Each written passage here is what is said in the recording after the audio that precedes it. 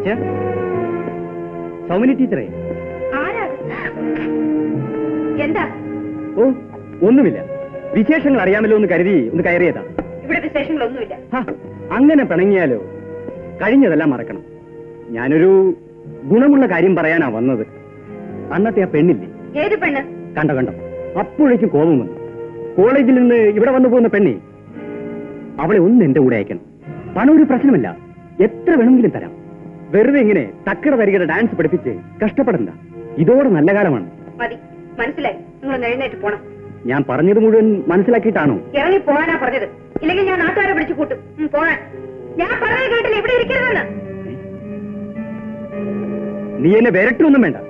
നിന്നെ എനിക്കറിയാം. ഇപ്പോഴല്ല, ഇവിടെ ഈ ഏർപ്പാട് തുടങ്ങിയത് മുതൽ അറിയാം. നിർത്തണം മിസ്റ്റർ. കുറച്ചുനാളായല്ലോ ഇവിടെ കിടന്ന് കറങ്ങാൻ തുടങ്ങിയിട്ട്. ഒരു കാര്യം ഓർത്തോ, പുതിയ കൂട്ടുകെട്ടുകൊണ്ടൊന്നും നിനക്ക് രക്ഷയില്ല. നിന്റെ ഈ കള്ളക്കളി ഇനി ഇവിടെ നടക്കില്ല. ശംഖുവാണ് പറയുന്നത്. കാണാം നമുക്ക്. മിസ്റ്റർ ശംഖു, കാണുന്ന സമയം കൂടി ഒന്ന് അറിയിച്ചിട്ട് പോയാൽ കൊള്ളാം. ഈ ഉപദ്രവം സഹിക്കാനാവുന്നില്ല. ഇവിടെ എങ്ങനെ ജീവിക്കും? അവന്റെ ഈ രോഗത്തിന് ഒരേ ഒരു മരുന്നേ ഉള്ളൂ, അടി. രൗഡികളാണ്, ശംഖബലമുണ്ട്, സൂക്ഷിക്കണം. എനിക്കറിയാം. ചേട്ടനിരിക്കും, കാപ്പി കുടിച്ചിട്ട് പോവാം.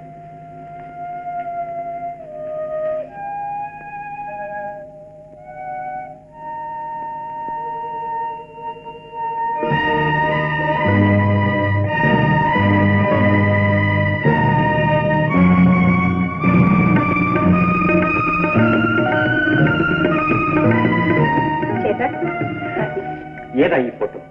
എന്താ? സൗമ്യയുടെ കൂടെ ഇരിക്കുന്ന ആരാ? എന്റെ ഒരു കൂട്ടുകാരിയാണ്. പേര്? ലക്ഷ്മി. എന്റെ അനുജത്തിയാണ്. എന്റെ അനുജത്തി ലക്ഷ്മിയാണ്. എവിടെയാണ് എന്റെ അനുജത്തി? ലക്ഷ്മി നിങ്ങളുടെ അനുജത്തിയാണ്? അതെ, പറയൂ സൗമിനി, എന്റെ അനുജത്തി എവിടെയാണ്? ലക്ഷ്മി ഇപ്പോൾ ജീവിച്ചിരിക്കില്ല.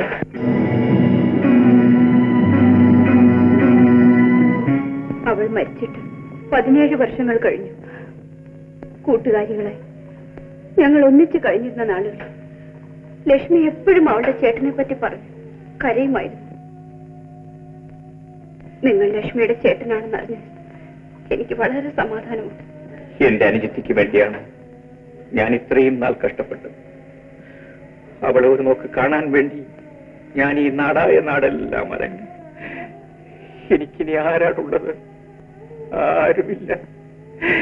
ഈ ലോകത്തിൽ എനിക്കിനി ആരുമില്ല.